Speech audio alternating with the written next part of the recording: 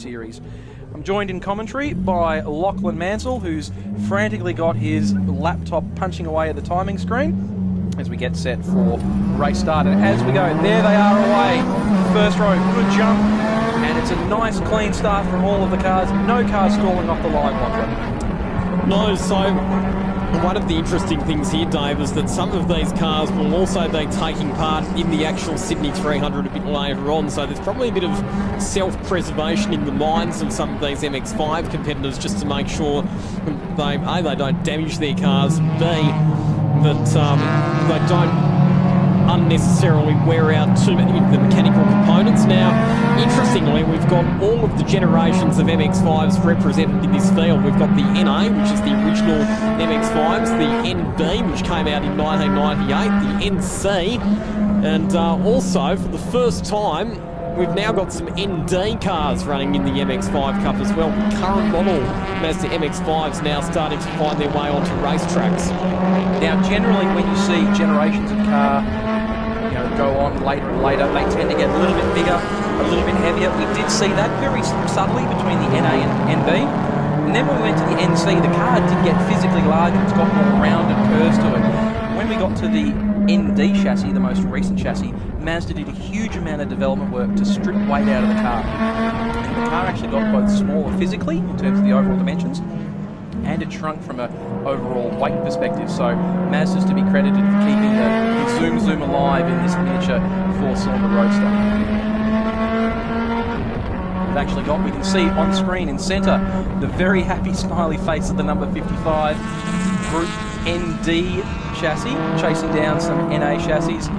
The NA chassis, of course, very popular for the pop-up and down headlights. Of course, one of the signature features of some of the Japanese performance cars of the late 80s and early 90s. Tim Herring with a really good run out of the last corner. That car started at the back of the grid and has charged its way up into contention, making the move on a few cars there down the main straight. One driver that it's really good to see her back in the field this weekend, Matilda Mravicic. She's been out of racing for a while, but I caught up with her earlier on and she said, yeah, I'll bring the car back out to see if I still love motor racing. She said that by the first practice session she realised that, yes, she still loves motor racing. She's been having a blast this weekend. Regardless of how many times you and I as racers can sit behind the wheel when something's gone wrong and go, this is a stupid hobby, why do I spend all this money turning it into noise?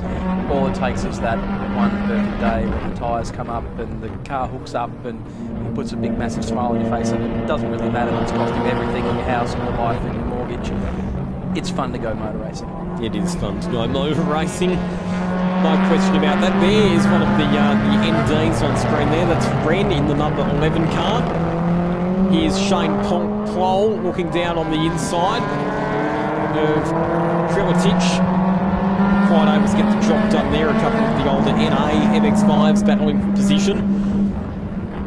It's been such a popular car in Australian motor racing, and it's not a surprise to see why, apart from the fact that there's so many of them out there and available in so many different configurations. Just the inherent balance of the car, the chassis, really well suited to racetracks. You know, not a massive amount of work that you need to do to turn it into something that's going to stop, go and handle well and give you an absolute ball. Mazda has such a great history of participation in all levels of motorsport in Australia.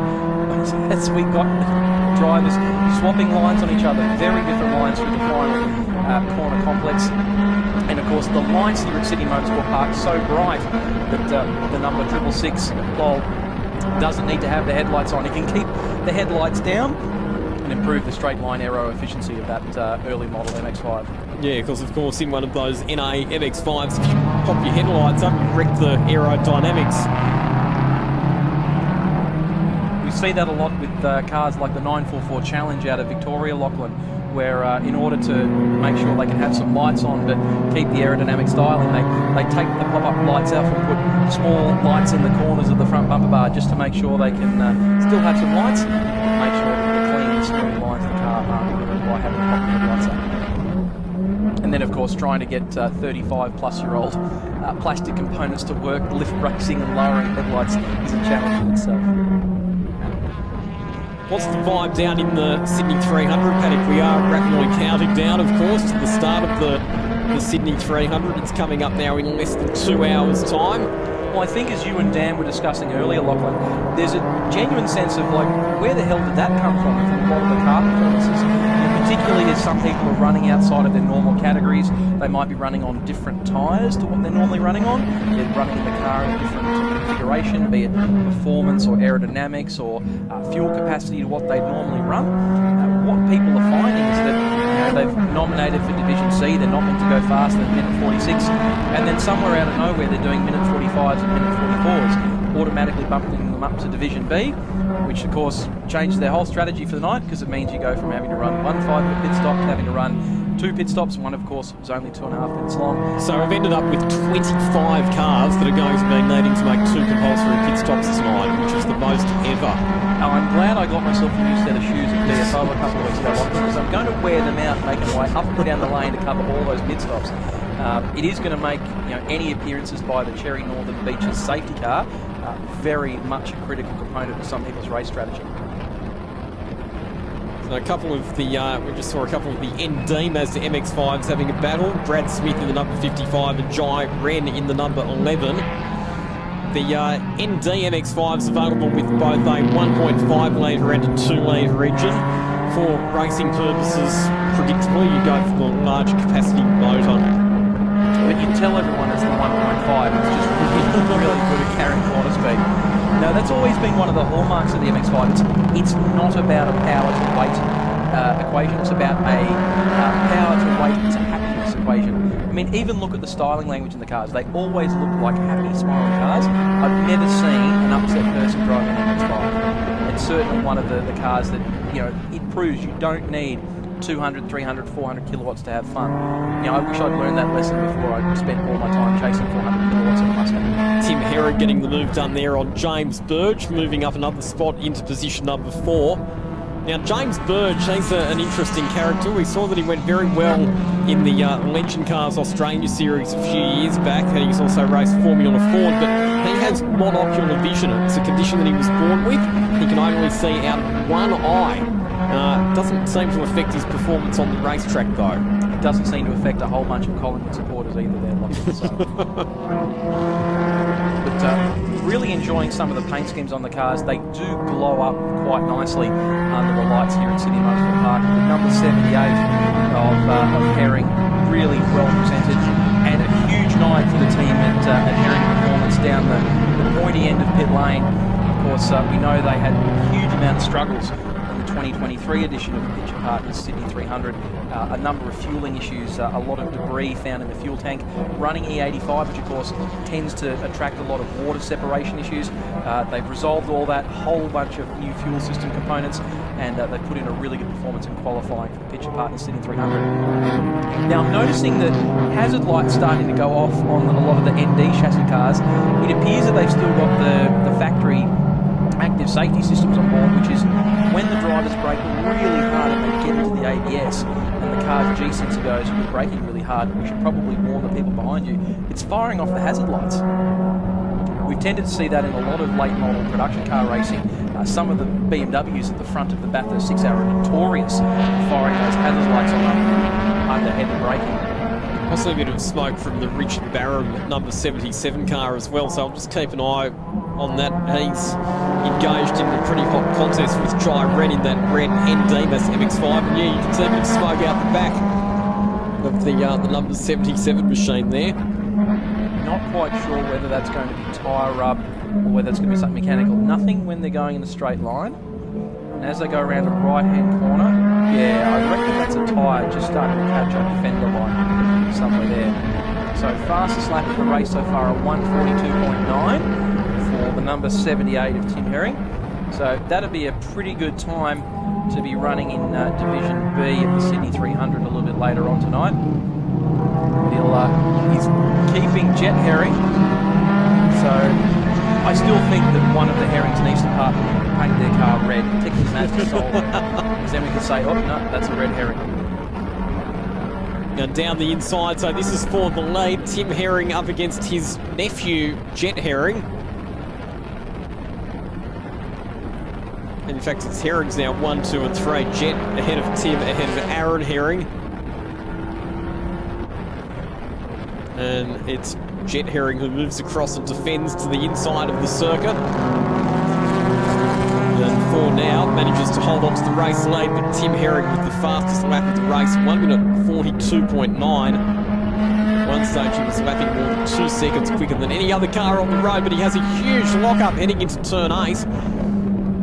That front left-hand tyre was locked up for a long time on the entry into that corner. And Jet Herring's just starting to back them up. We're bringing in the number 98 of Fadge with the number 5 of Burge. Just starting to maintain contact with the back end of this chasing front 3 group.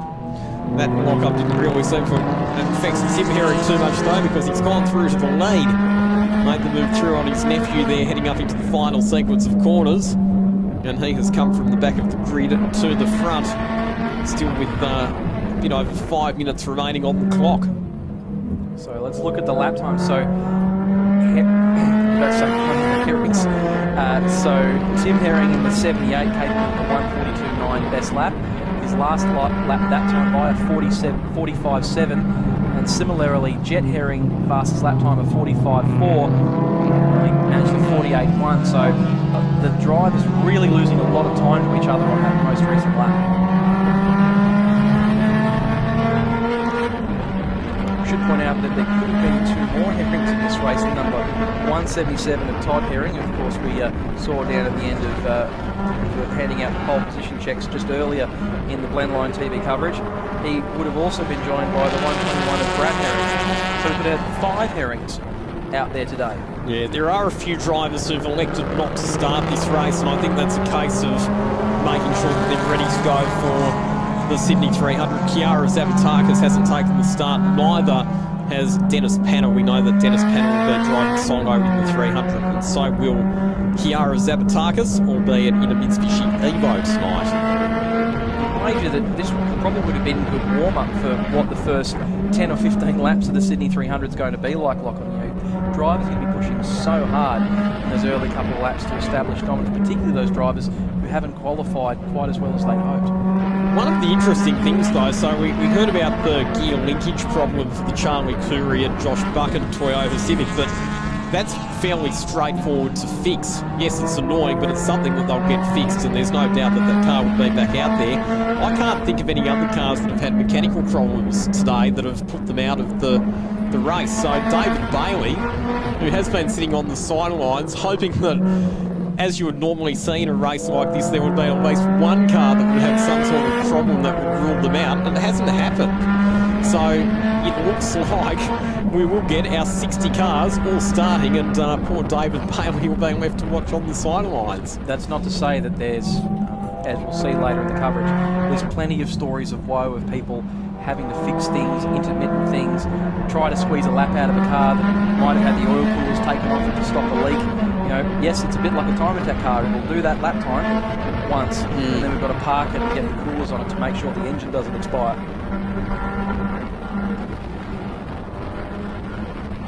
The 2 NDs going at it once again down into turn number 1.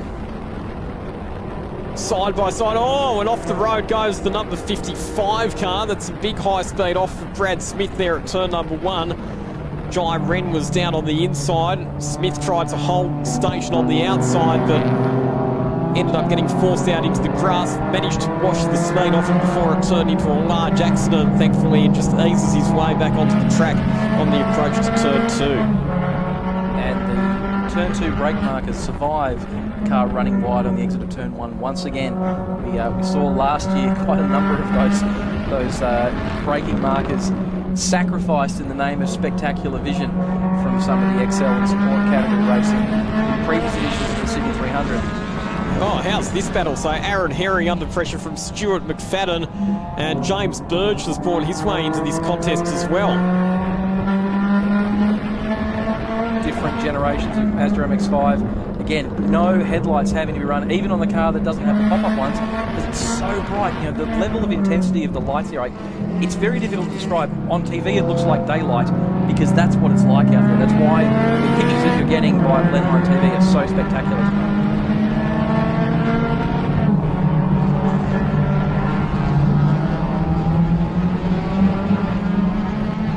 So feedback now from some of the socials. Got our mate Liam asking Lachlan, are we going to see a grandstand finish tonight in the MX5 Cup?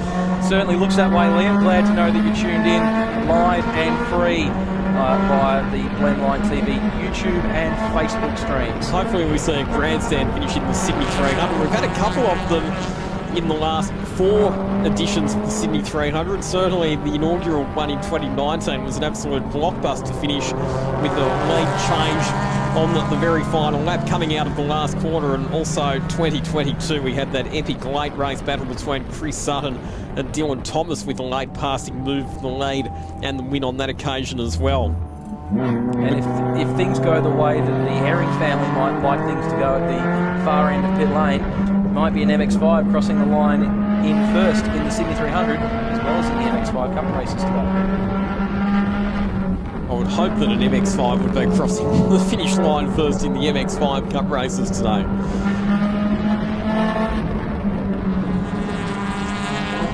Very different lines being taken by all 3 of the cars there. And of course, massive error. Checkered flag is out. So the number 78 of Tim Herring taking home a victory in the final sprint race for the MX5 Cup. 5.3 seconds ahead of Jet Herring, and rounding out the Herring podium, the 169 of Aaron Herring aboard the blue MB MX5. Further down, it was McFadden over Burge, the 98 over the 5, Cook and then Fraser coming across the line, making up 13 spots. Might have had a small timing issue with the transponder there. Fraser, Ploll, Cathcart in P9 as we wait for the number 72 of Rob Kriletich in the white MX5. He's being chased home by the number 369 of Sarah Medley. He's done a great job to chase all the way home right across the line in that NB chassis MX5. Working down, and again, what a great colour, the Soul Red. Absolutely gleaming in the night time. That's the number 11 of G Ren. Absolutely love that colour. It was incredible on the Mazda Furai.